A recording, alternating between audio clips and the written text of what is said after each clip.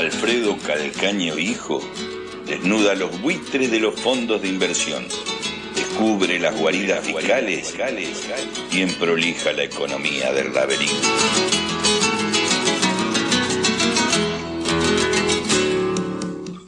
En las últimas décadas asistimos al crecimiento acelerado de un grupo de países del este de Asia.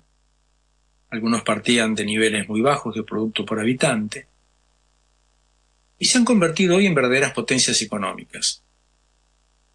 Algunos son potencia también por el tamaño de su economía y de su población, como China y también Japón. Otros son potencia por su avance tecnológico, como Corea del Sur y Taiwán. Para esto no es el resultado de ningún milagro, sino de adecuadas políticas de desarrollo. Mencionamos 4 áreas de política: la política de inversión, la política distributiva, la política comercial y la política industrial. Antes de ayer abordamos la política de inversión.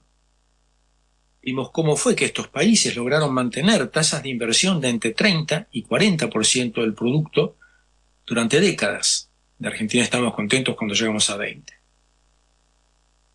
Bueno, esto fue posible porque el Estado intervino muy intensamente para que esto ocurriera. Primero, desarrollando un sistema financiero orientado al financiamiento de largo plazo, con crédito abordable para invertir y para exportar. También el Estado creó empresas públicas y alentó la formación de conglomerados privados, en donde la gran industria de las finanzas estaban muy fuertemente vinculadas. Son los Keiretsu en Japón, los Chaebols en Corea. Y estos conglomerados tenían muy fuertes incentivos para invertir. El general Park, fundó el proceso de desarrollo coreano a partir de su golpe de Estado en 1961, les dio a elegir a los grandes empresarios coreanos entre invertir con el apoyo del Estado o ir a la cárcel. De hecho, pasaron por la cárcel para que fueran conociendo lo que les esperaba. También son países que desalentaron el consumo ostentatorio de sus clases altas. También desalentaron el crédito al consumo. La plata había que invertirla. Y las divisas también tenían que ser usadas para la producción y la inversión, y no para la importación de bienes de consumo para que los ricos viajaran al exterior. Lo otro que hicieron estos países fue tener un mercado interno creciente a través de políticas de distribución del ingreso. Y esto nos lleva a otra característica de estos estilos de desarrollo, que son sociedades más equitativas que la gran mayoría de los países subdesarrollados, incluso de muchos desarrollados. Un factor que explica esta relativa equidad en la distribución es el acceso a la educación. Ahí realmente invirtieron mucho para generalizar la educación, lo que no solamente permitía mejores ingresos a los trabajadores, sino que también un excelente negocio para las empresas que tenían mano de obra más calificada. Otro hecho que llevó a que fueran sociedades más igualitarias son las reformas agrarias que se hicieron antes del año 1960. En Japón incluso fue en el siglo XIX. En Japón también se estableció un régimen laboral con estabilidad del empleo, que hacía que las ganancias de productividad le fueran benéficas a los propios trabajadores. O sea, cuando hay más productividad en una empresa, una posibilidad que tienen los empresarios es echar a los trabajadores que son redundantes, y esto no lo hacían porque había estabilidad del empleo. Lo que hacían era reubicar a los trabajadores en otras áreas de las empresas, eventualmente capacitándolos para ello. Y de ese modo la empresa se beneficiaba con la calificación había ido adquiriendo ese empleado, y también los trabajadores tenían no solamente estabilidad en el trabajo, sino que también salarios vinculados al rendimiento. Y esto les permitía captar con mejores salarios una parte de las ganancias de la productividad. Y de esta manera fue creciendo el poder de compra del conjunto de la población, y ese poder de compra les permitió consumir más y de ese modo generar un mercado interno, sin el cual el proceso de inversión no se puede mantener.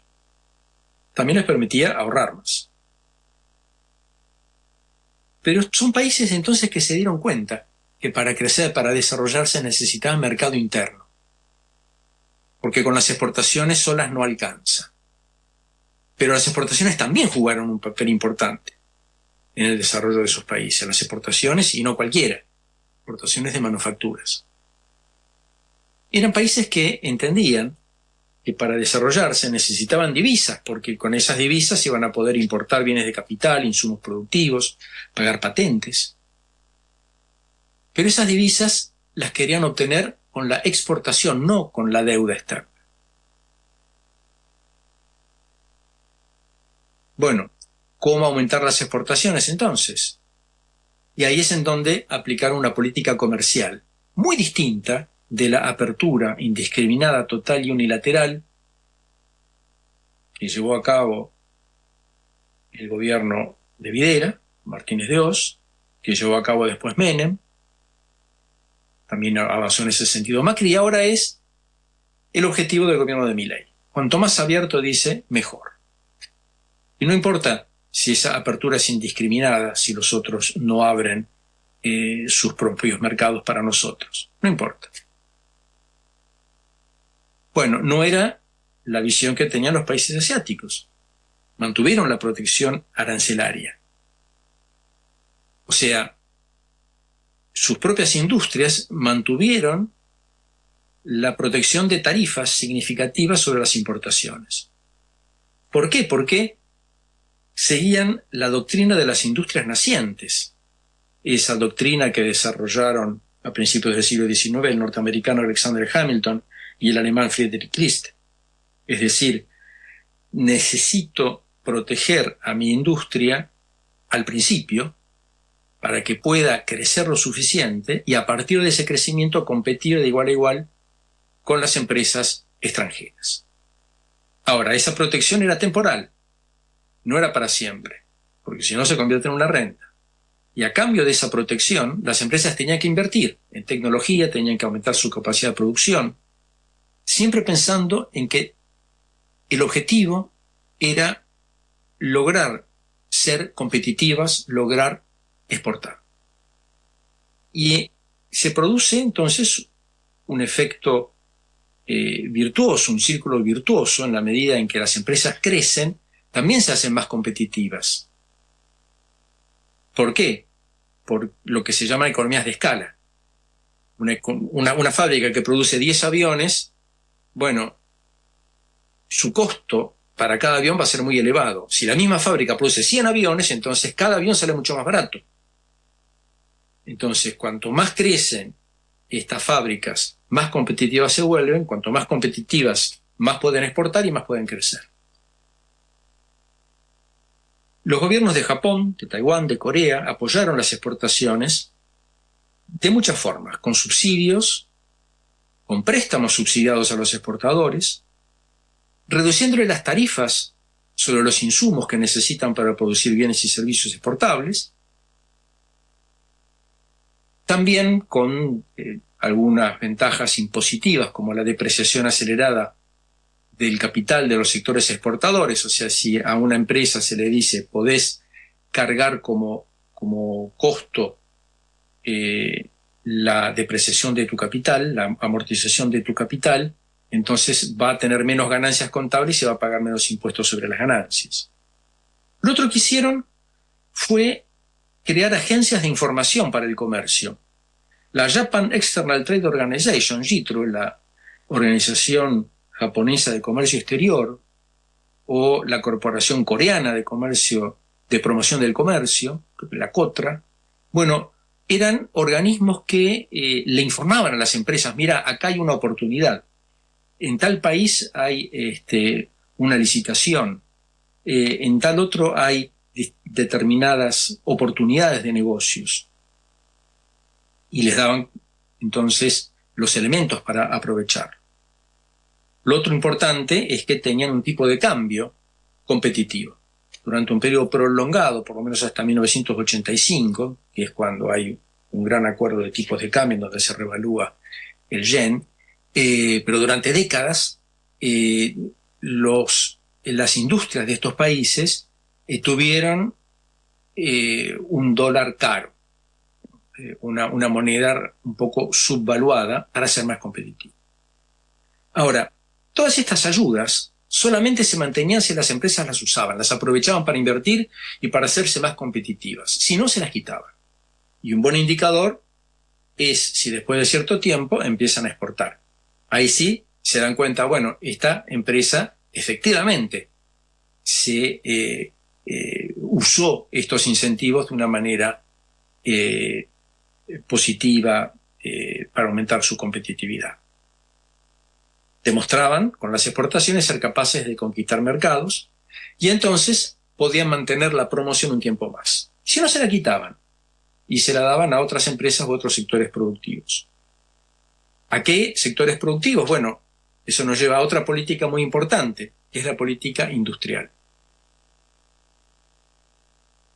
En Asia del Este aplicaron políticas selectivas para apoyar a determinados sectores o a determinadas firmas. No dijeron, bueno, para todo aquel que quiera invertir o exportar van a haber recursos. Hicieron una planificación estratégica, viendo qué sectores eran los más interesantes en el largo plazo. Hubo planificación. Dieron crédito barato, dieron apoyo tecnológico con objetivos claros de cuáles son los sectores más importantes para el desarrollo. Y así en Japón y en Corea desarrollaron la siderurgia, pese a que carecían de hierro. Desarrollaron astilleros navales. Y luego la industria automotriz, la industria electrónica, cuando el país no tenía ninguna ventaja comparativa para dedicarse a esas ramas industriales.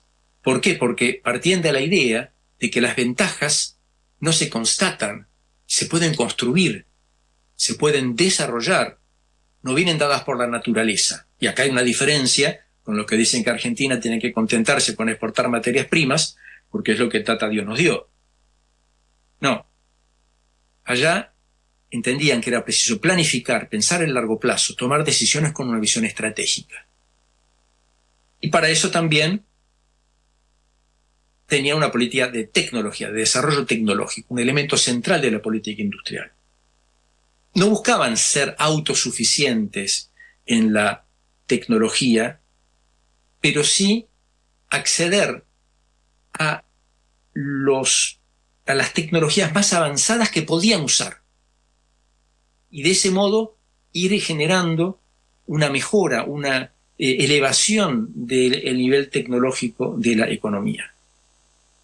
Regulaban las adquisiciones tecnológicas en función de los objetivos de la política industrial y evitaban comprar tecnologías obsoletas, como se plantea acá de traer, por ejemplo, máquinas usadas. Se les daba preferencia a la inversión extranjera que aceptara transferir tecnología y que también desarrollaran capacidades locales. Otra cosa muy importante es que se desarrollaba la capacidad local para absorber la tecnología importada. O sea, uno no compra la tecnología si no tiene gente capaz de usarla, capaz de adaptarla. Bueno, nada de esto, nada de esta política tecnológica lo hace el mercado de una manera espontánea. Necesitamos, y esta es una enseñanza que podemos extraer de las experiencias asiáticas, necesitamos de un Estado que tenga una política de desarrollo tecnológico, una política de desarrollo industrial. En cambio, vemos en la Argentina cómo Milei se dedica a desmantelar la política tecnológica que con mucho esfuerzo y con recursos insuficientes fuimos capaces de construir.